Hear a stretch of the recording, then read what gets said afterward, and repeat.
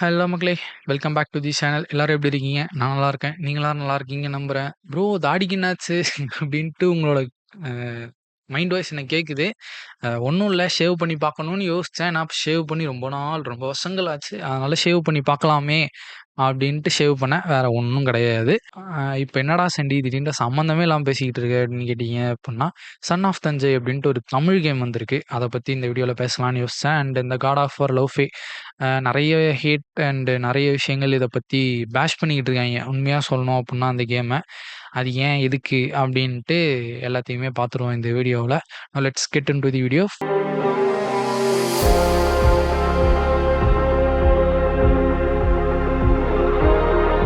First and foremost நான் பேசணும்னு நெனைக்கிறது இந்த சன் ஆஃப் தஞ்சை.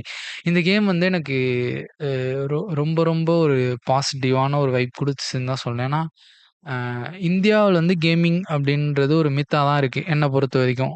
ப்ராப்பரான ஒரு கைடன்ஸ்ங்கிறது யாருக்குமே கேமிங்க பத்தி இல்ல. அதனால இந்த கேமிங் அப்டின்ற இந்த இண்டஸ்ட்ரி வந்து இந்தியாவுக்கு வந்துச்சு அப்டின்னா, அது எக்கானாமிக்கலி வைஸுமே சரி, அ எல்லா வைஸாவுமே இந்தியாவுக்கு ஒரு ப்ளஸ்ஸா தான் இருக்கும். ஓகேவா? ரெவன்யூ ஜெனரேட் பண்றதுலருந்து எல்லாமே இந்தியாவுக்கு ஒரு ப்ளஸ்ஸா தான் இருக்கும். அ அத பத்திலாம் பேசுறதுக்கு எனக்கு அவ்ளோ நாலேட்ஜ்லாம் இல்ல. எக்கானமிஸ்ட்லாம் நான் கிடையாது. அதனால வந்து சொல்றேன். ஏன்னா, அங்க வெஸ்டர்ன் கண்ட்ரீஸ்லலாம் வந்து இப்போ சைனாலருந்து 2 crimson desert and black myth தூக்குவாங்க. அதோட சீக்வல் அப்பலாம் வந்துருந்துச்சு. இப்போ அமெரிக்காலருந்து GTA வருது. அண்ட் அந்த மாரி வெஸ்டர்ன் கண்ட்ரீஸ்லருந்து ஏகப்பட்டது வந்துகிட்டு இருக்கு. சைனாலருந்து இந்த மாரி வந்துகிட்டு இருக்கு அப்படின்றப்போ, இந்தியாவுலருந்து இந்தியாவ ரெப்ரசன்ட் பண்ணி ஏதாவது கேம் போச்சு அப்புட்ன்னா நல்லா தான் இருக்கும்.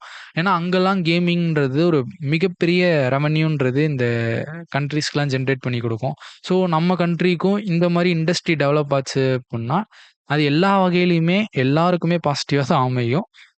ஸோ, அதனால I wish best for the game. நல்லா இருக்கணும்.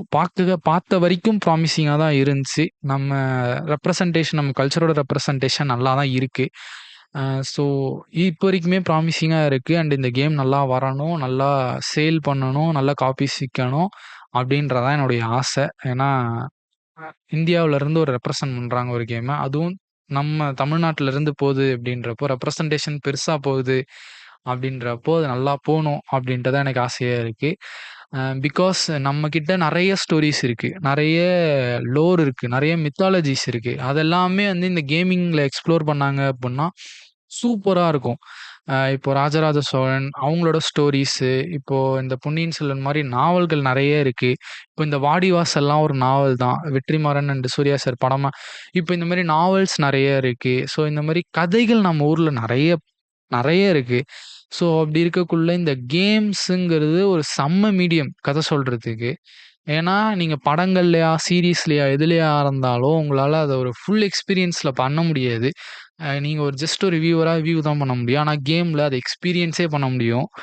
ஸோ இப்ப மகாபாரதம் ஆகட்டும், ராமாயணம் ஆகட்டும், ராமாயணத்த போட்டு தேய்ன்னு தேய்ச்சுட்டாங்க தான். நான் இல்லன்னு சொல்ல வரல. பட் சொல்றேன். அ அதுவும் ஒரு ஸ்டோரி தானே. மித்தாலஜிக்கலி ரிச் ஸ்டோரி நம்ம கையில நெறைய இருக்கு. ஸோ அப்படி இருக்கக்குள்ள, அது விஷுவலாவுமே சரி, எல்லாமாவுமே செம்ம கிராண்டியரா சூப்பரா பண்ணலாம். அப்படி இருக்கக்குள்ள, இந்த மாரி கேமிங் இண்டஸ்ட்ரின்றது இந்தியால டெவலப் ஆவணுன்றது தான் என்னுடைய ஆசை. ஸோ இத டெவலப் ஆவறதுக்கு ஒரு மிகப்பெரிய ஒரு ஸ்டெப்பா தான் நான் இந்த சன் ஆஃப் தஞ்சை அப்படின்ற இந்த கேம பார்க்குறேன். I wish the best thing to happen for the game. அவ்வளோதான். அண்ட் இந்த கேம பத்தி அவ்வளோதான். நெக்ஸ்ட் இந்த காட் ஆஃப் வார் லவ் ஃபீம் மேட்டருக்கு வருவோம். ஏன் பேஷ் பண்றாங்க? எதுக்கு பேஷ் பண்றாங்கன்னே தெரியாம பேஷ் பண்ற மாரி இருக்கு மக்களே! அப்படின்ற மாரி தான் எனக்கு இருக்கு. பிகாஸ் இதுக்கு பேஷே தேவையில்ல. ஏன்னா, இந்த ஃப்ரேன்ற கேரக்டர் வச்சு கிரேட்டோஸ்லாம் ரீப்ளேஸ் பண்ண முடியாது. முடியாது. நானே சொல்றேன். முடியாது. சோனியால முடியாது. சாண்டா மோனிகாவால முடியாது. பிகாஸ் அ அது ஒரு கிரேட்டோஸ்ன்ற அந்த கேரக்டர் இருக்குல்ல, அதோட லெகசியே தனி. அது ஒரு லெஜெண்டரியான கேரக்டர். அந்த மாரி ஒரு கேரக்டர் ஆர்க் வந்து கேமிங் இண்டஸ்ட்ரியில வேற எந்த கேரக்டருமே கிடையாது. மேபி ஆர்தர் மார்கனுக்கு நீங்க சொல்லலாம். பட் கிரேட்டோஸ் லெவலுக்கு நான் சொல்றேன். ஓகேவா? கிரேட்டோஸ் லெவலுக்கு நான் சொல்றேன். அந்த காலத்துலருந்து இந்த காலம் வரைக்கும் எப்படி சொல்றது? இந்த ரஜினி சாரோட ஒரு எரா இருக்கும்ல. ஸோ பிளாக் அண்ட் ஒயிட் அந்த எரால இருந்து PS2 எரால இருந்து தலைவன் இருக்கான். PSP எராவுல இருந்து தலைவன் இருக்கான் கிரேட்டோஸ். PS5 எரா வரைக்கும் வந்திருக்கான். அதனால வந்து அவ்ளோ ஈஸியா கிரேட்டோஸ ரீப்ளேஸ் பண்ணிட மாட்டாங்க. அதனால வந்து என்ன கேட்டீங்கன்னா, அந்த பயம்லாம் தேவையில்ல. எங்க கிரேட்டோஸ ரீப்ளேஸ் பண்ருவாங்களோ, உமனா ப்ளே பண்ணணுமா காட் ஆஃப் வார் யூனிவர்ஸ்ல அப்படின்ட்டுலாம் யோசிக்க தேவையில்ல. இது ஒரு ஸ்பின் ஆஃப் அண்ட் என்ன பொறுத்தவரைக்கும் கேமிங்ன்றது ஒரு என்டர்டெயின்மென்ட் ஃபோரம். அந்த என்டர்டெயின்மென்ட் ஃபோரம என்டர்டெயின்மென்ட் ஃபோரமாவே வச்சிருக்கணும். இப்ப அந்த கேம் இப்ப உங்களுக்கு ஃப்ரே கேம் புடிக்கலையா? ஃபைன். வேற நல்ல கேம் இருக்கு விளையாடுங்க. இல்ல ராக்னராக்கே திரும்ப போட்டு விளையாடுங்க. அவ்வளோதான். புடிக்கலையா விட்டுருங்க. அத நெனச்சு ஸ்ட்ரெஸ் ஆவுறதோ, இல்ல பொலம்புறதோ யாருக்கும் பிரயோஜனம் கிடையாது. நான் அவ்வளோதான் சொல்லுவேன். யாருக்கும் பிரயோஜனம் கிடையாது. இப்போ வரைக்கும் பார்த்த வரைக்குமே அது ப்ராமிசிங்கா இருக்கு. நானுமே அந்த வீடியோல சொல்லி தான் இருப்பேன். ஃபெமினிசம் எதுவும் இருக்கக்கூடாது. வோக் அஜெண்டாஸ் எதுவும் இருக்கக்கூடாது. அதெல்லாம் எடுத்துட்டு வந்தா கேமர்ஸ் பொளந்துருவாங்க அப்படின்னு நானும் அந்த அப்சல்யூட் கேமிங் வீடியோல சொல்லி தான் வச்சிருக்கேன். எனக்கும் அந்த பயம் இருக்குதான். பட் அதுக்காக அந்த கேம பேஷ் பண்ணணுன்ற எந்த அவசியமும் கிடையாது.